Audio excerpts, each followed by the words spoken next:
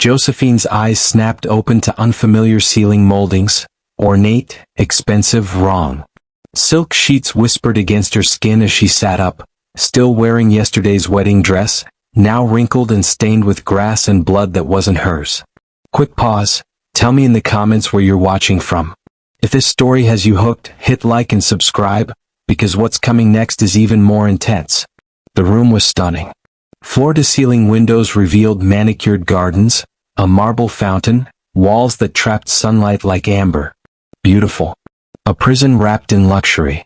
She tested the door. Locked. Every window, locked. Her phone was gone. Julius's number, her mother's contact, the police, all beyond reach. Panic clawed up her throat until footsteps echoed in the hallway. Lawson Weeks entered without knocking, dressed in dark slacks and a crisp white shirt that somehow made him more dangerous than yesterday's blood-splattered suit. He carried a leather folder like a businessman, not a kidnapper. You're awake. Good. We need to talk. Go to hell. Josephine's voice shook despite her fury. He set the folder on the antique desk, unmoved by her rage. Riverside Fertility Clinic. You used them 3 months ago for donor insemination. Anonymous sample, they told you. Random selection. How do you? It wasn't random. He opened the folder, spreading documents across mahogany. Genetic test results. Surveillance photographs of her entering the clinic, leaving her apartment, walking through Boston Common. Weeks of images she'd never known existed.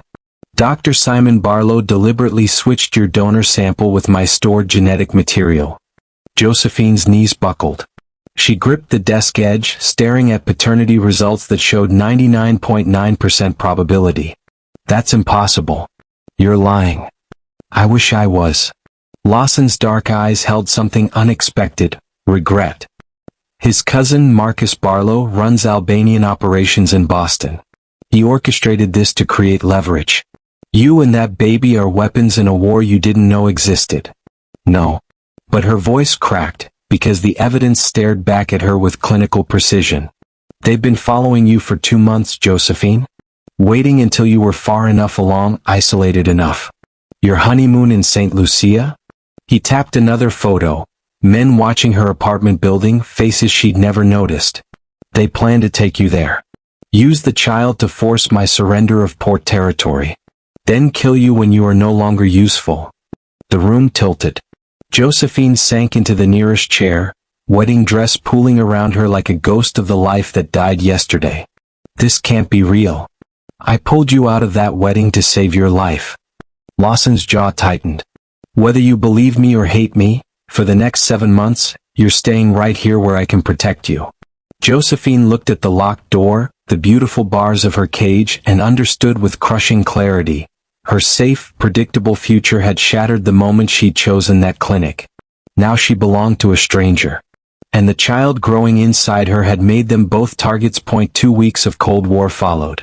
Josephine refused to eat meals with Lawson, maintained hostile silence during medical check-ins with Dr. McKinney, spent hours testing every window lock she'd already tested 100 times. Polly Meadows, the kind-eyed housekeeper, left trays outside her door with worried notes Josephine barely acknowledged. Then violence shattered the illusion of safety. The explosion came at 2 a.m., glass and gunfire tearing through the mansion's east wing. Josephine jolted awake to alarms shrieking, red emergency lights strobing across her ceiling. Her door burst open.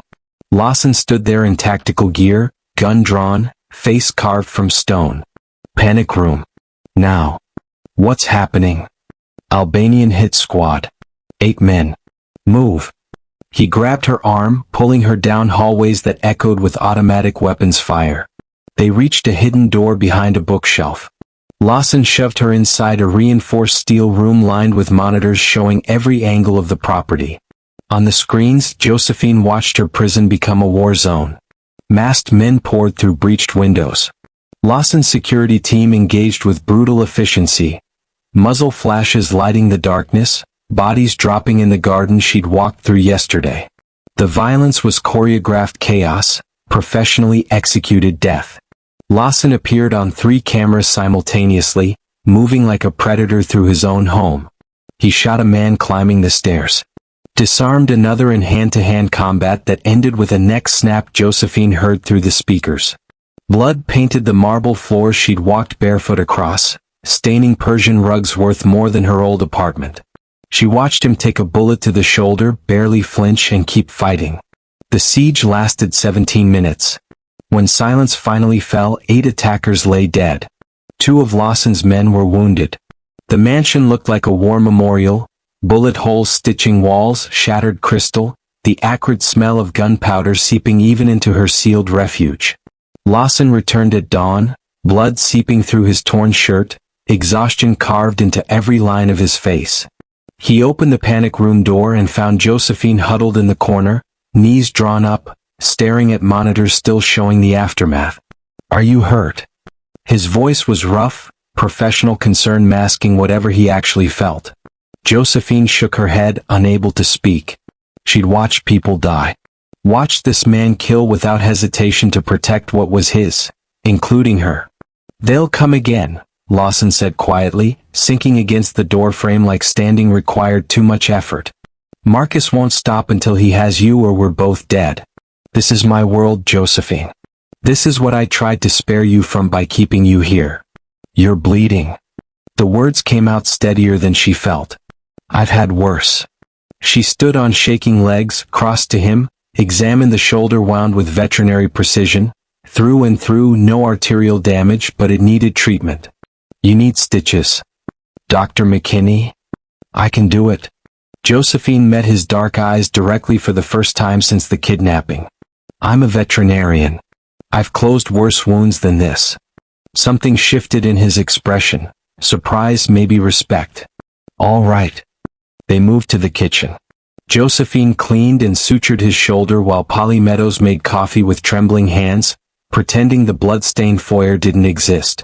Lawson didn't flinch under her needle, just watched her face like he was trying to solve an equation. "How do you live like this?" Josephine asked, tying off the final stitch. "Knowing every day might end in gunfire? You get used to it, or you die." He flexed his shoulder, testing her work. "I never wanted to bring someone innocent into this hell. But Marcus made that choice for both of us when he weaponized your pregnancy." Josephine cleaned blood from her hands, his blood, tangible proof this nightmare was real. The evidence she'd dismissed as manipulation, the danger she'd convinced herself was exaggerated, it had exploded through her prison walls with bullets and bodies. "I watched you kill 3 men tonight," she said softly. Actually, you missed the one in the wine cellar." "That's not funny." "Wasn't meant to be." Lawson stood, accepting the coffee Polly offered with a nod of thanks. "I'm not a good man, Josephine. I've done things that would make you run screaming if you knew half of them. But I will keep you and that baby alive. That's not negotiable." Josephine wrapped her arms around herself, feeling the flutter of life inside her. The child that had turned her into a target, bound her to this dangerous stranger. "I don't know how to do this. I don't know how to be, whatever I am now. You're a survivor." He set down his coffee, met her eyes with unexpected gentleness. "You just proved that tonight. You didn't fall apart. You stayed focused. You patched me up like it was just another day at the clinic. I was terrified." "Good. Terror keeps you sharp." He moved toward the stairs, then paused. "For what it's worth, I'm sorry. Sorry you're trapped here, sorry your life became collateral damage in my war. But I'm not sorry you're alive to hate me for it." Josephine watched him climb the stairs, leaving bloody footprints on marble treads. As dawn broke over the ravaged garden, she made a decision that felt both like surrender and survival. She stopped fighting the cage. Started learning its rules instead. Because staying ignorant wouldn't protect her. And the baby growing inside her deserved a mother who'd do whatever it took to keep them both alive, even if that meant trusting the Mafia boss who'd kidnapped her. 4 weeks later, breakfast together became routine. Josephine stopped pretending she could maintain complete isolation. Lawson read financial reports while she ate Polly's perfect omelets, their silence comfortable rather than hostile. The 12-week ultrasound changed everything. Dr. McKinney set up portable equipment in the mansion's converted medical suite, safer than risking a hospital visit. Josephine lay on the examination table, gel cold on her stomach, acutely aware of Lawson standing beside her with an expression she couldn't read. Then sound filled the room. Fast, rhythmic, impossibly alive. That's the heartbeat, Dr. McKinney said with a smile. Strong and healthy. Right on schedule. Josephine's eyes burned. She'd heard heartbeats 1,000 times in her veterinary practice, but this was different. This was hers. The child created through violation and conspiracy, growing despite the chaos surrounding them. She glanced at Lawson and found his entire face transformed. Wonder replaced the lethal calculation he wore like armor. His hand moved unconsciously toward the screen, stopping inches away like he didn't trust himself to touch something so fragile. There, Dr. McKinney pointed. See the movement? Very active, little one. Is it? Lawson's voice came out rough. Everything's developing normally? Perfectly. All measurements are excellent. Would you like to know the sex? Josephine hadn't planned to find out. But when she looked at Lawson, this dangerous man melted by the sound of their child's heartbeat, she heard herself say, yes. Dr. McKinney adjusted the screen, smiled. Congratulations. You're having a boy. The word hung between them. A son. Josephine watched Lawson process this information like incoming fire he couldn't deflect, watching him wrestle with something that looked like terror and joy in equal measure. After the appointment, they stood in his office, the war room where he planned operations and coordinated shipments she'd learned not to ask about. Maps covered walls. Encrypted phones lined his desk. This was the heart of his empire, and he'd invited her inside. I need your help with something, Lawson said, pouring 2 glasses of water. The fertility clinic. I'm planning a raid to gather evidence. Patient records, financial transactions, proof of how many pregnancies Barlow compromised. But I need someone who knows medical facilities, can guide my team through layouts and security protocols. Josephine set down her glass carefully. You want me to help you break into the place that violated me? I want you to help expose a criminal conspiracy that's bigger than just us. There are dozens of cases, Josephine. Dozens of women who don't know their pregnancies were weaponized. We shut this down, we save more than ourselves. She studied him, this mafia boss asking for partnership instead of demanding obedience. On one condition. No innocent casualties. Security guards just doing their jobs, night staff, they walk away unharmed. Agreed. Lawson pulled up building schematics on his computer. Talk me through it. They spent 3 hours planning.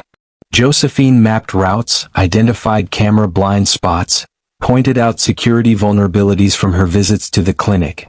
Lawson listened with focused intensity, adapting his strategy to minimize risk to anyone uninvolved in the conspiracy. The raid happened at 2 a.m. on a Tuesday. Josephine watched from the Brookline mansion, guiding Lawson's 5-man team through her knowledge of the clinic's layout via encrypted comms. She directed them past guard stations, around motion sensors, into records rooms where years of evidence waited. Left hallway, 3rd door, she instructed, watching their helmet cameras on multiple screens. That's Dr. Barlow's private office. His computer password is his daughter's birthday, May 15, 2019. How do you know that? Lawson's voice came through speakers, slightly breathless from moving through the building. I saw a photo on his desk. I remember the details. Remind me never to underestimate you. They made love slowly, carefully, Lawson treating her like something precious he was terrified of breaking. When he pressed against her stomach afterward, feeling their son kick again, Josephine saw tears in his eyes. I'm going to end this, he said quietly. Marcus, the Albanian operation, all of it. Our son isn't growing up with this war hanging over him. How? I'm working on it. Lawson pulled her closer, arranged blankets around them both. But I need you to trust me. Can you do that? Josephine thought about the man who'd crashed her wedding, the killer she'd watched on security monitors, the father who'd trembled at their son's heartbeat. Yes, I trust you. It should have been a lie. But somewhere between captivity and partnership, between violence and vulnerability, it had become the truth. The text came at 3 a.m. We have him. Lawson left the bed carefully, trying not to wake Josephine, but her eyes opened immediately. Pregnancy had made her a light sleeper. They caught Dr. Barlow, he said, already dressed. I need to. I'm coming with you. Josephine sat up, reaching for clothes. Don't argue. I deserve to face the man who violated me. Lawson studied her, 6 months pregnant, fierce despite exhaustion. It won't be pretty. I'm a veterinarian. I've handled worse than interrogations. You've never seen my interrogations. Then maybe it's time I understand exactly who you are. 20 minutes later, they arrived at a warehouse in South Boston. Industrial, isolated, the kind of place screams wouldn't carry. Inside, Dr. Simon Barlow sat zip-tied to a chair, looking considerably less polished than the professional who'd smiled at Josephine during her clinic visits. He saw her and went pale. Miss Lindsay, I can explain. Shut up, Lawson said with lethal quiet. You speak when I allow it. Right now you listen. Josephine crossed her arms, forcing her voice steady. You looked me in the eye 3 months ago and told me my donor sample was carefully screened. Anonymous, you said. Safe. I had no choice, Barlow stammered. Marcus, he's my cousin, he demanded. How many? Lawson interrupted. How many pregnancies did you compromise? The doctor's silence was enough. Lawson nodded to Vincent Cole, who produced a tablet showing the stolen clinic files. 73 cases over 5 years. Politicians, business owners, rival organizations. You built an empire of biological blackmail. It was Marcus's plan. I just executed. You violated 73 women's bodies. Josephine's voice cut through his excuses like a scalpel. You turned our pregnancies into weapons. You played God with our children's genetics for profit. I'm sorry. You're not sorry. You're caught. She leaned down, meeting his eyes with cold fury. Tell me about St. Lucia. Tell me what you planned for my honeymoon. Barlow's face crumpled. The kidnapping was scheduled for day 3. Remote beach, minimal security. They would take you alive, keep you comfortable until the baby was viable enough for leverage. And then? Silence. Lawson's hand landed on Barlow's shoulder, not violently but with promise. And then what, doctor? Then Marcus would have you killed. Made it look like childbirth complications. The baby would survive, be raised by people loyal to him, used as permanent leverage against Week's operations. Josephine's knees went weak. Lawson steadied her without looking away from Barlow. My death was built into the plan from the beginning. Yes. The doctor wouldn't meet her eyes. I'm sorry. I tried to argue, but Marcus. Where is he? Lawson's voice dropped to something predatory. Your cousin. Where's he operating from now? I don't know. Vincent produced a knife. Not threatening, just present.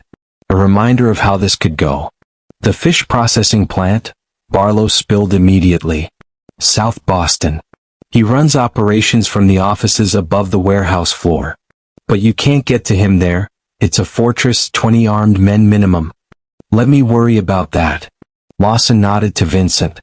Get everything he knows about Marcus's schedule, security rotations, supply chains.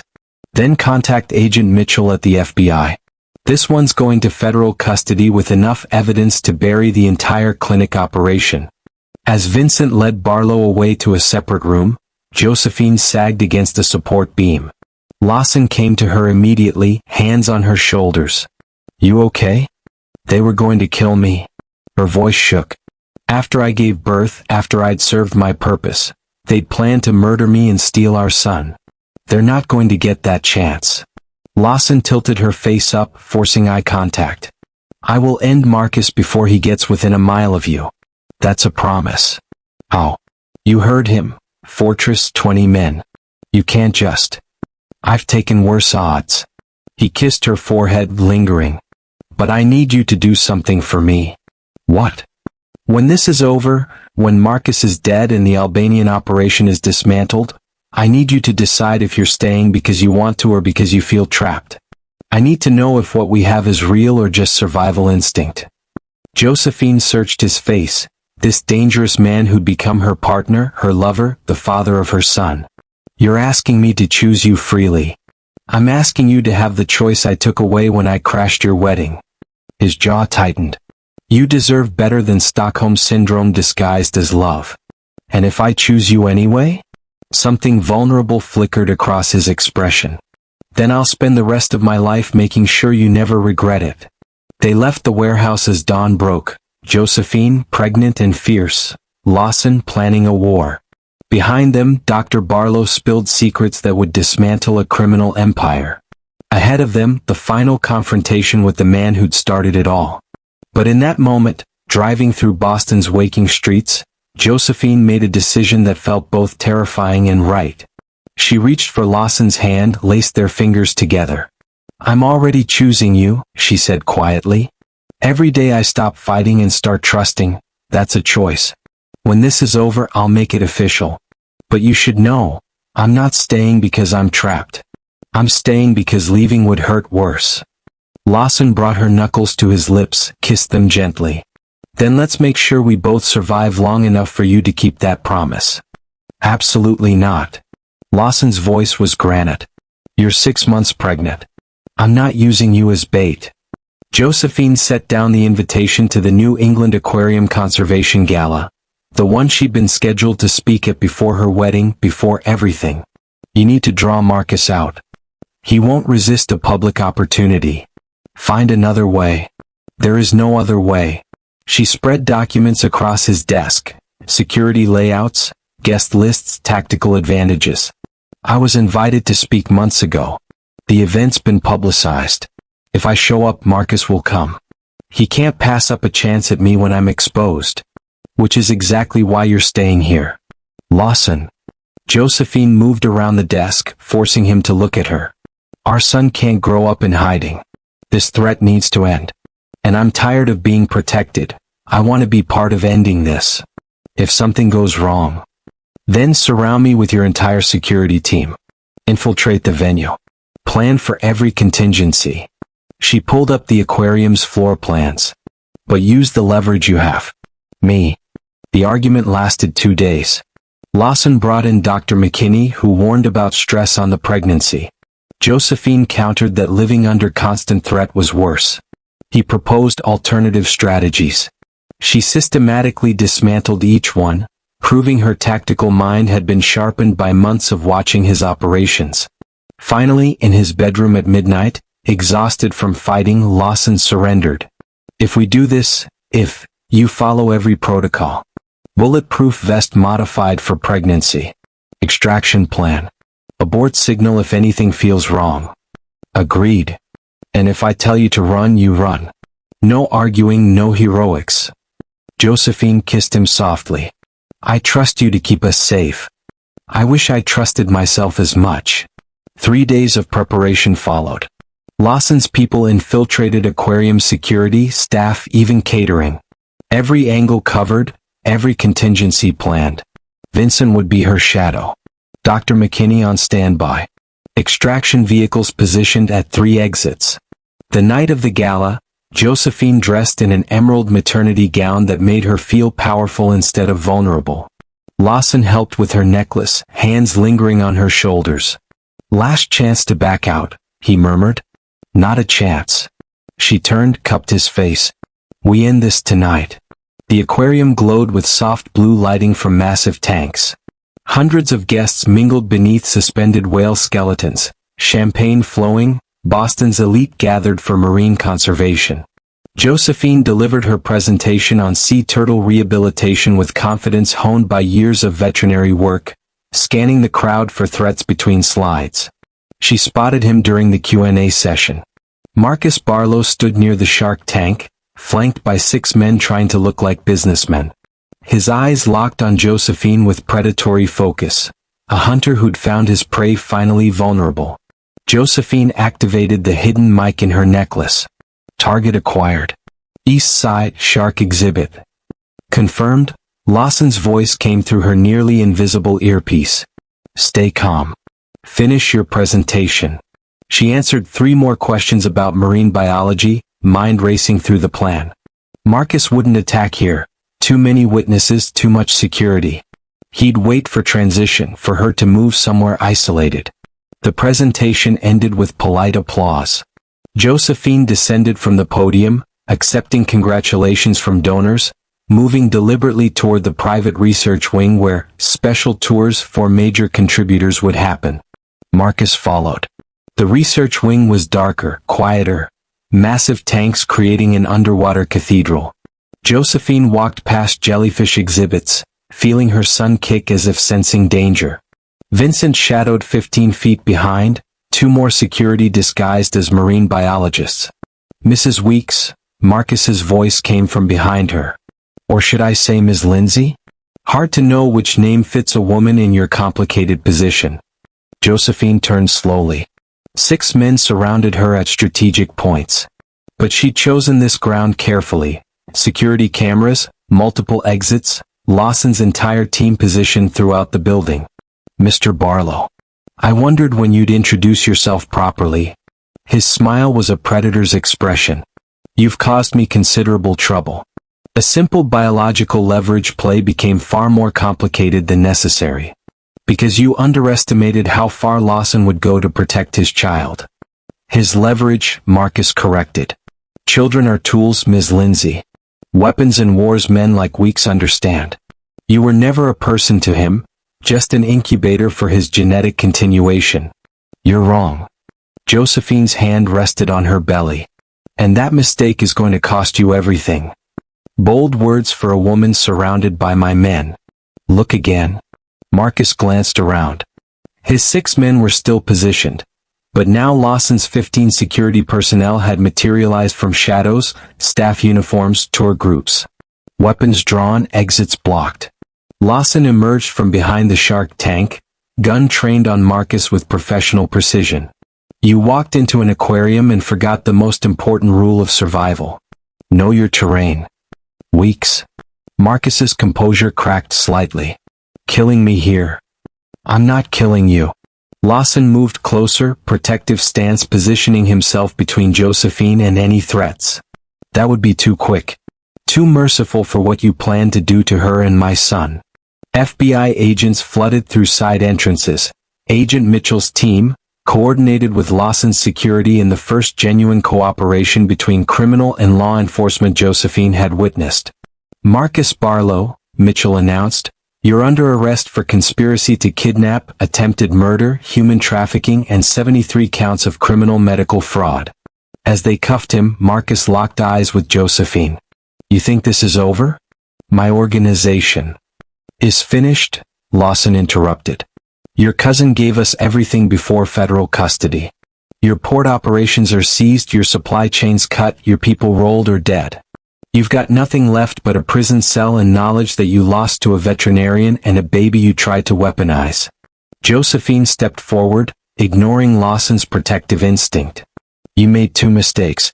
First, you thought pregnancy made me weak. Second, you believed love was a vulnerability. She placed her hand over Lawson's on her stomach. You were wrong on both counts. They led Marcus away in handcuffs. The aquarium returned to normal operations. Guests unaware they'd witnessed the end of a criminal empire. Josephine sagged against Lawson, adrenaline crash hitting hard. You were incredible, he murmured into her hair. Terrifying and incredible. I was terrified. It didn't show. He guided her toward the exit, Vincent and security forming a protective perimeter. Let's get you home. Our sons had enough excitement for one night. In the car, Josephine felt their baby kicking. Strong, healthy, protected. She'd faced down the man who'd tried to turn her pregnancy into a weapon and emerged victorious. Not as a victim. As a partner. As Lawson Weeks' equal. With Marcus in federal custody and the Albanian operation dismantled, Josephine could finally breathe without calculating threats. At 28 weeks pregnant, she requested something she'd avoided for months. I need to see Julius. Lawson looked up from his laptop, expression carefully neutral. Your ex-fiancé. My friend. Who deserves an explanation and closure. She sat beside him on the terrace, October wind carrying autumn leaves. I know it's weird. It's not weird. It's decent. Lawson closed his laptop. You want me to arrange it? Actually, I already did. Coffee shop in Cambridge tomorrow afternoon. Vincent can shadow you if you're worried. I'm not worried about Julius. His hand found hers. I'm worried about you reopening wounds. Some wounds need to be properly closed before they can heal. The next day, Josephine met Julius at their old coffee shop, the place they'd had their first date, planned a practical future that felt like someone else's life now. He stood when she entered, and she saw him process her pregnancy with visible shock. Josephine, you look, he searched for words. Different. That's diplomatic. She sat carefully, accepting the decaf latte he'd ordered for her. Thank you for meeting me. I needed to know you were okay. After everything, the wedding, the news reports, the FBI investigation. Julius shook his head. I thought he'd hurt you. I tried calling, but... I know. I'm sorry I couldn't reach out sooner. It wasn't safe. They talked for an hour. Julius admitted he'd been angry, confused, convinced she was being held against her will. Josephine explained as much as she could. The clinic conspiracy, the danger, the choice she'd made to stay with Lawson not from captivity but from love. Do you love him? Julius asked finally. Actually love him, or is this trauma bonding or something? Josephine placed her hand on her belly, feeling their son kick. I love him. It's not rational or safe or anything I planned. But it's real. And the baby? Is a boy. Healthy and stubborn like his father. She smiled despite everything. I know this isn't the future we planned together. I know I hurt you by. You didn't hurt me. Julius's voice was gentle. We were building something practical, Josephine. Safe and predictable and fundamentally hollow. I cared about you, but I wasn't in love with you. And you weren't in love with me. The truth of it settled between them, acknowledged finally without pretense. I want you to be happy, Julius continued. Even if that happiness looks terrifying from the outside. You seem alive in a way you never were with me. I am. Josephine reached across the table, squeezed his hand. Thank you. For understanding, for being decent when you had every right to be angry. Thank you for not dying at your own wedding. That would have made for a really awkward funeral conversation. She laughed. The first genuinely light moment with Julius in months. They parted as friends, the ghost of their failed engagement finally laid to rest. When Josephine returned to Brookline, she found Lawson in the nursery they'd started preparing. Soft green walls, a crib he'd assembled himself with surprising domesticity, shelves waiting for books and toys. How did it go? He asked, not looking up from organizing tiny clothes Polly had bought. Good. Closure. Josephine leaned against the doorframe, watching this mafia boss handle baby onesies with careful concentration. He wished us well. Generous of him, considering I kidnapped his bride. You saved my life. Semantics. Lawson finally met her eyes, holding up 2 identical onesies. Polly bought 12 of these. Do babies really need 12 identical outfits? He's going to spit up on everything. We'll need 20. Terrifying. But his smile was soft, free of the lethal edge he wore in his business life. Come here. Josephine crossed to him, let him pull her close, his hands bracketing their son between them. I have something for you. He produced a small velvet box. Inside, an emerald ring surrounded by diamonds, nothing like the practical platinum band Julius had offered. Josephine Lindsay, Lawson said quietly, I'm asking you to marry me. Not because you're carrying my child or because you're trapped here or because it's practical. I'm asking because I love you. Because you're the first person in 20 years who made me want to be better than what I was raised to be. Because our son deserves parents who choose each other freely. Josephine looked at the ring, then at the man holding it, dangerous, devoted, transformed by fatherhood before their child was even born. Yes, she said simply. 1,000 times yes. He slipped the ring on her finger, kissed her with gentle intensity. When they broke apart, their son kicked hard enough that both of them felt it. He approves, Josephine laughed. Which is good, because I'm going to need his support when I tell my mother I'm marrying a reformed mafia boss. Reformed is generous. Reforming then. She kissed him again. You're getting better every day. They spent the evening planning. A real wedding this time, small and genuine, surrounded by people who actually mattered. Lawson began paperwork to transition his businesses toward legitimate operations. Josephine researched opening a new veterinary practice specializing in exotic animals. Life after survival. A future built on choice instead of circumstance. At 8 months pregnant, Josephine attended her first parenting class with Lawson, watched this lethal man practice diaper changes on a doll with intense focus, and understood they were building something real. Messy and complicated and born from violence, but real. Their son kicked approval through it all. 8 months after the crashed wedding, Josephine walked down a completely different aisle. The Brookline garden had been transformed, not with 150 guests and forced elegance, but with 30 people who actually mattered. Polly Meadows had cried while arranging flowers. Vincent stood as Lawson's best man, still armed despite the peaceful setting. Dr. McKinney sat in the front row, tissues already deployed. Josephine wore a simple ivory dress custom-made for her 36-week pregnant belly, carrying wildflowers instead of expensive roses. No veil, no pretense, just her radiant and ready. Lawson waited at the garden's center, and the look on his face when he saw her made the entire violent journey worth it.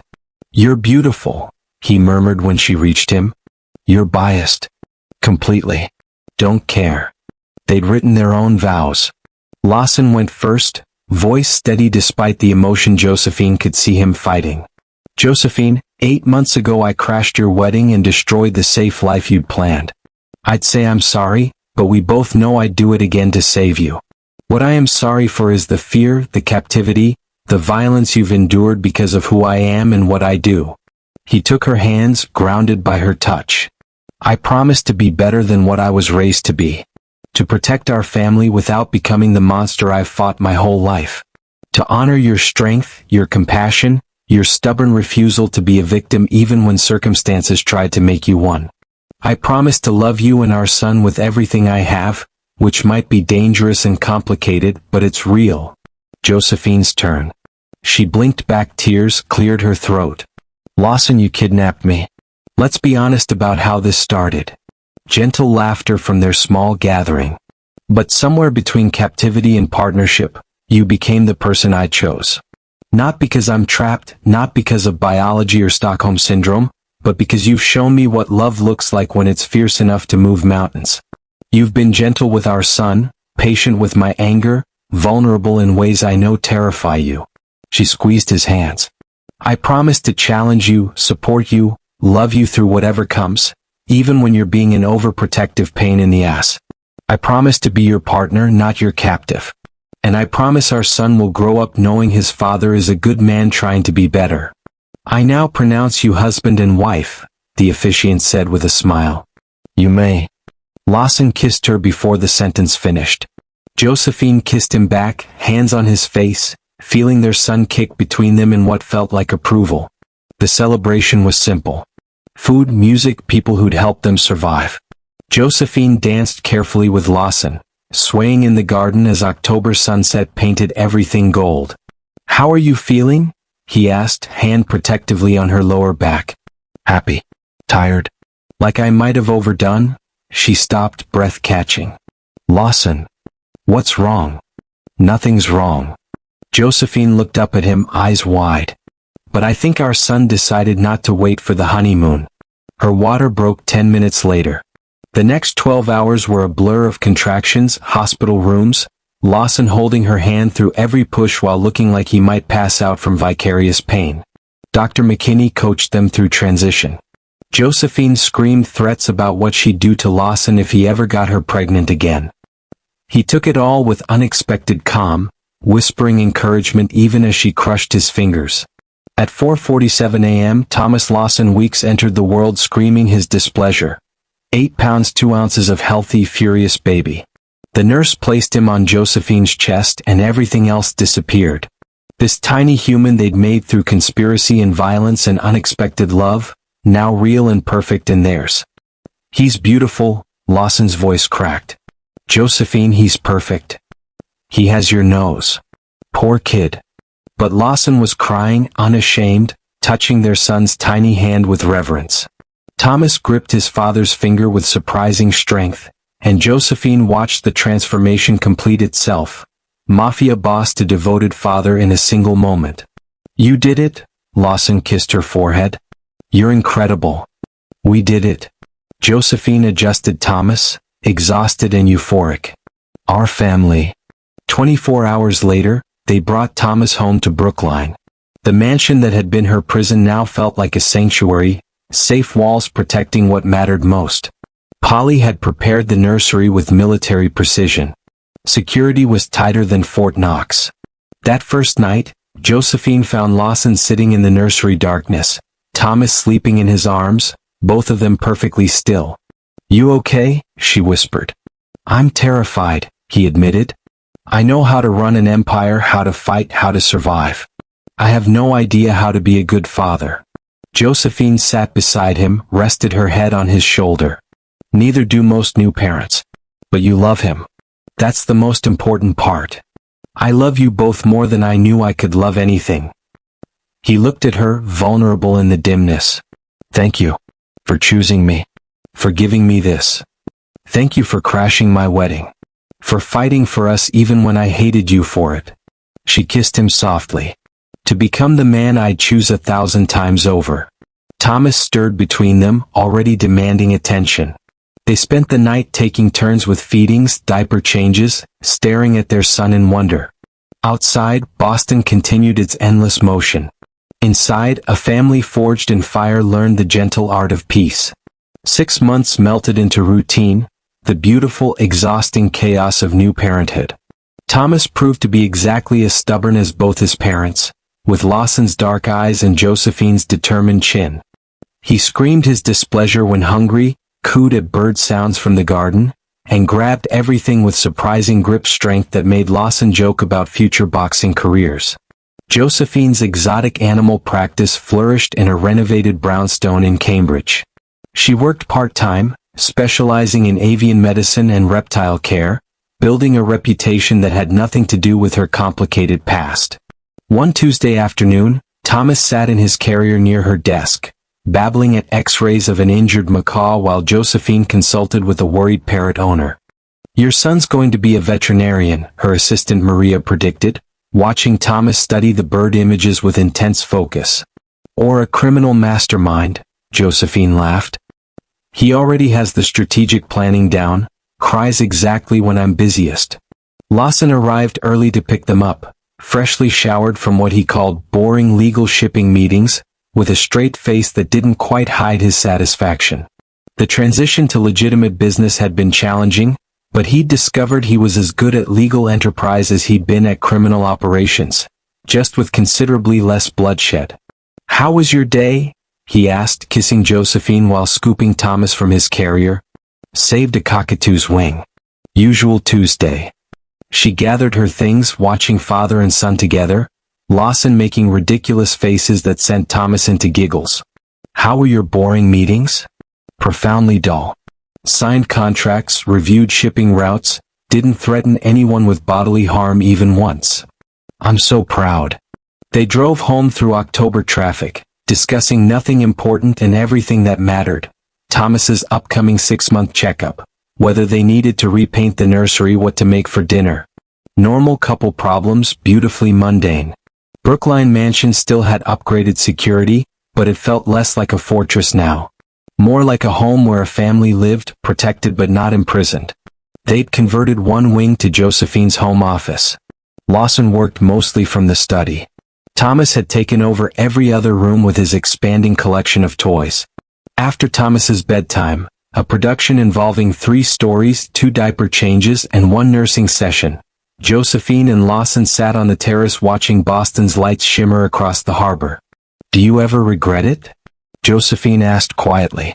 Crashing my wedding? All the violence that followed. Lawson was silent for a long moment, considering. I regret your initial pain. The fear I caused, the choices I took from you. But the outcome? He pulled her closer. Getting Thomas, building this life? I'd do it all again. The same violent, terrible path if it led here. Even the bullet wounds? Even those?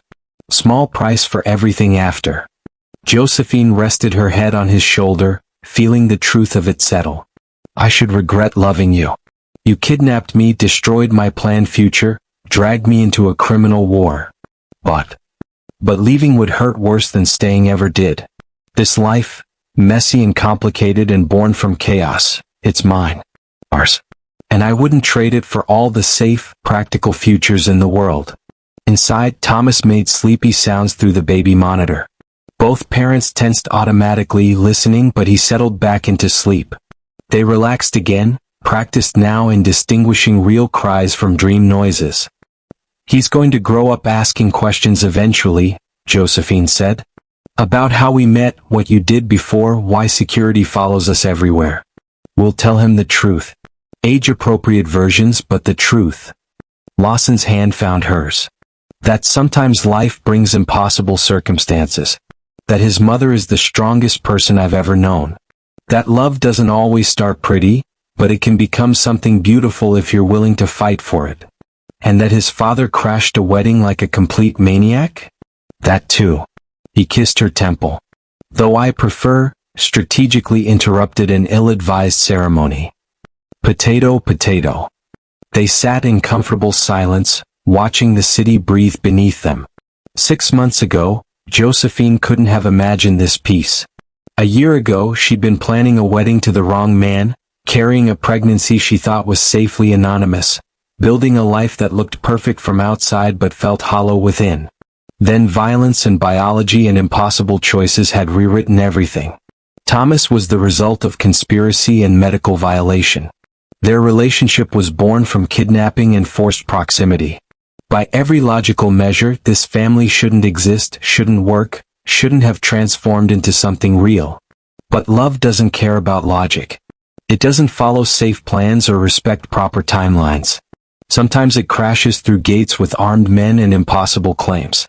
Sometimes it grows in captivity, blooms under pressure, becomes unbreakable through shared survival. You know what I think? Josephine said, lacing their fingers together. What? Life has a strange way of working out. We're an unlikely pair built from kidnapping and biology and choices made under pressure. But we're also exactly what we were supposed to become. Family, Lawson agreed simply. Family, Josephine echoed. Inside, their son slept peacefully, unaware of the violence that preceded his existence. He'd grow up knowing security, unconditional love, parents who'd moved mountains to protect him. The shadows of their past would always linger. Lawson's former life, the conspiracy that created Thomas, the blood spilled in their defense. But shadows only exist where there's light. And this family, forged in fire and impossibility, burned bright enough to keep any darkness at bay. Imperfect, complicated, born from chaos, but completely, eternally, beautifully theirs. If you enjoy watching this, please like and subscribe, and I will see you on the next one.